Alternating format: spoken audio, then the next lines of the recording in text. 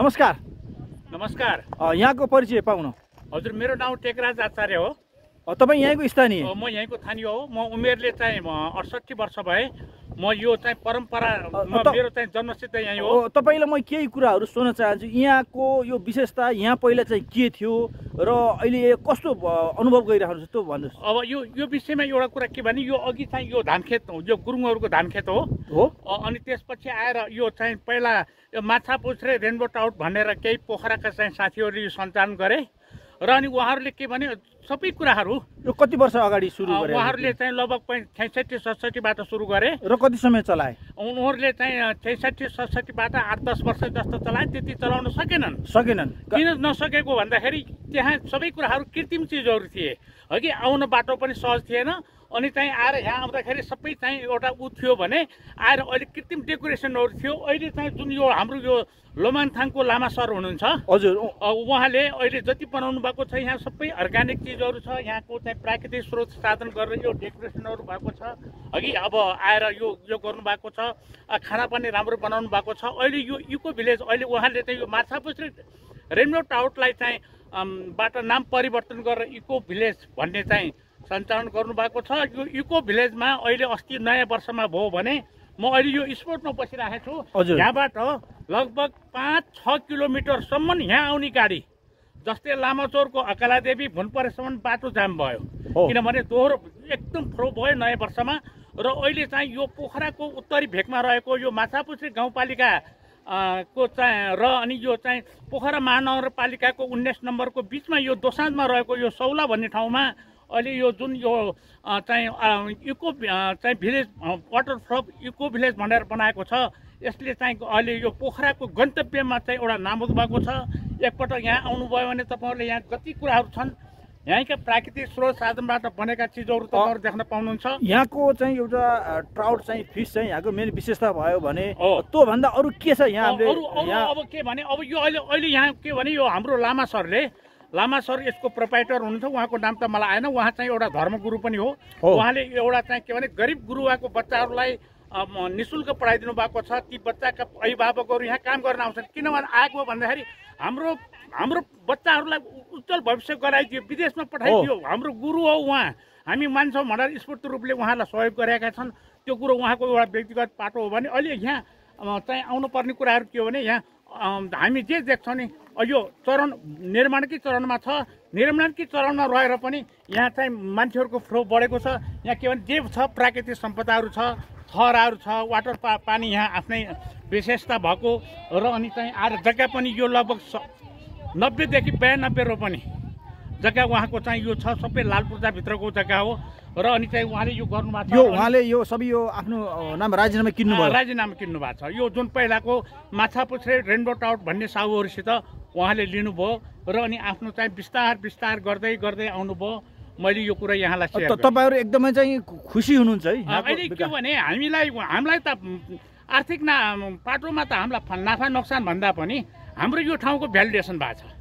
नेपाल अधिराज्यको मान्छेहरू यहाँ आएको छ, यो ठाउँ त राम्रो रहेछ भनेर भनेको छ। अब यो बाहेक यहाँको अरू गुरु योजनाहरू चाहिँ के छ? अब उहाँले यहाँ विस्तार गर्दै हुनुहुन्छ। यो निर्माणकै चरणमा छ।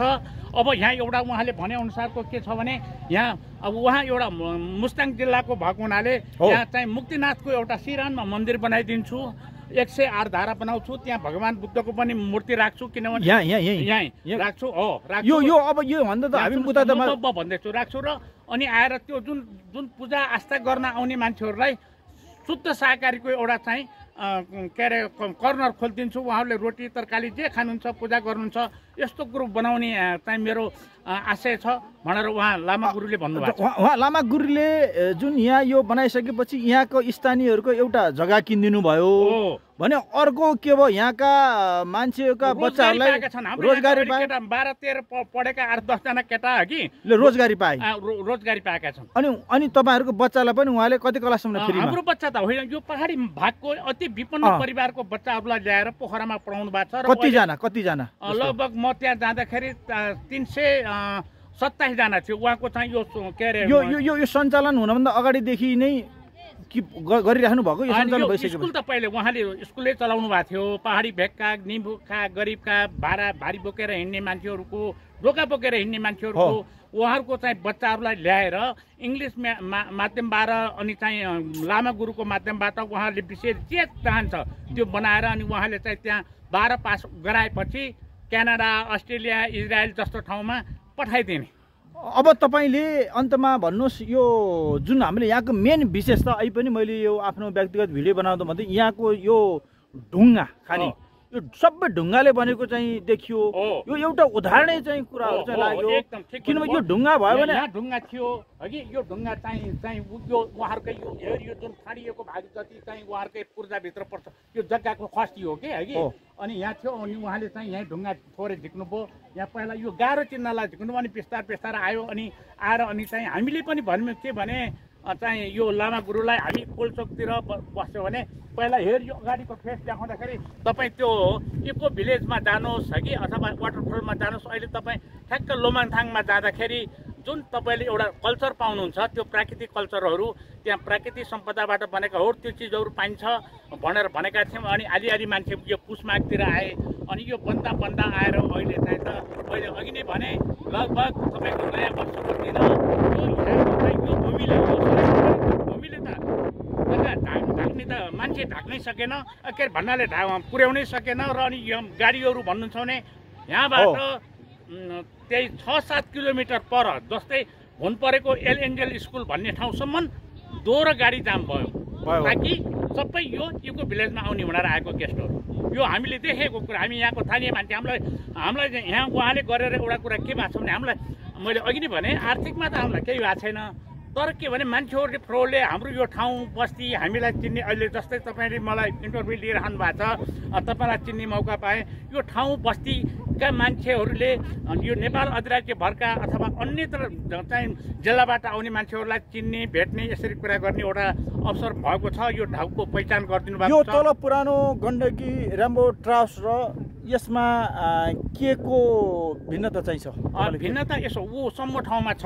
अघि चाहिँ के थियो भने मान्छेहरू पोखराबाट आयो अनि साधनमा आएपछि अनि टाढा आउनलाई अलिक हिचकिचाउँथ्यो, त्यही चलिरहेको थियो। त्यसले पनि एउटा चाहिँ यो ठाउँको खास गरेर पहिला त त्यसैले यो ठाउँको पहिचान गरे हो। भुर्जुङखोलामा हामी के भने म तपाईँलाई भन्नु पर्दाखेरि म एउटा सहकारीको मेम्बर टुरमा जाँदाखेरि पशुपति नगरमा पोखरा हो घर भनेको अनि यो टाउट फर्म देखाउनु त कता हो भनेर सोधे हेर्नु सचपच है भने हामीलाई यो चिनाउने काम त पहिला गण्डकी रेनबो टाउटले नै गरेको।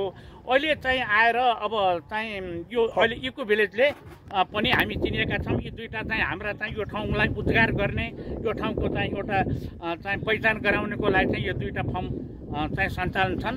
र अहिले अब अन्तमा तपाईँले बताइदिनुहोस्, यहाँभन्दा हामी उतातिर गएनौँ हेरेर त हामीले जङ्गल र खोज मात्रै, यहाँभन्दा माथि चाहिँ के छ? यहाँ देखाउँछ माथि चाहिँ त यसकै हेरिएको भाग देखाउँछ उतापट्टि यसको चाहिँ छाँगाहरू छ त्यहाँ बिस्तारै। अनि यसमा के छ? बस्तीहरू चाहिँ बस्तीहरू छैन सर। यो अब यहाँबाट बस्ती यहाँबाट छैन, यो हो यो यहाँभन्दा माथि बस्ती छैन, बस्ती छैन सर। सबै जङ्गल र खोलाहरू मात्रै हो। जङ्गल र खोला मात्रै हो।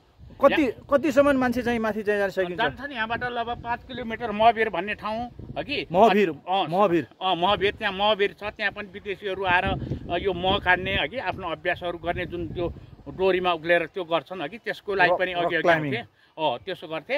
त्यहाँ महावीर छ अनि हामी अघि परम्परादेखि बन जाने डुल्ने घुम्ने बाटो नै हो अघि। अब यो ठाउँ पनि अब तपाईँले अन्त्यमा जाँदै भन्नुहोस्, यो सरकारले यसमा थप के गरिदियो भन्ने तपाईँ चाहनुहुन्छ? सरकारले के हो भने यसरी गर्ने व्यवसायहरू जस्तै गण्डकी रेनबो टाउट यसलाई एउटा के भने उच्चार गरेर यिनीहरूलाई प्रोत्साहन गरेर हो कि यिनीहरूलाई के भने बाटोको सुविधा अरू कुराहरू यहाँ होटलमा सामान थप्दियो भन्ने कुरा भन्दा पनि मेन बाटो अनि चाहिँ आएर यहाँ आउनलाई सहज हुने कुराहरू अनि यहाँ चाहिँ उहाँहरूलाई चाहिँ काम गर्ने एउटा स्वच्छ शान्त वातावरण चाहिँ सरकारले गरिदियो भने उहाँहरू अब पहिला गण्डकी रेनबो टावर त आजभन्दा 13 वर्ष अगाडि नै स्थापित हो।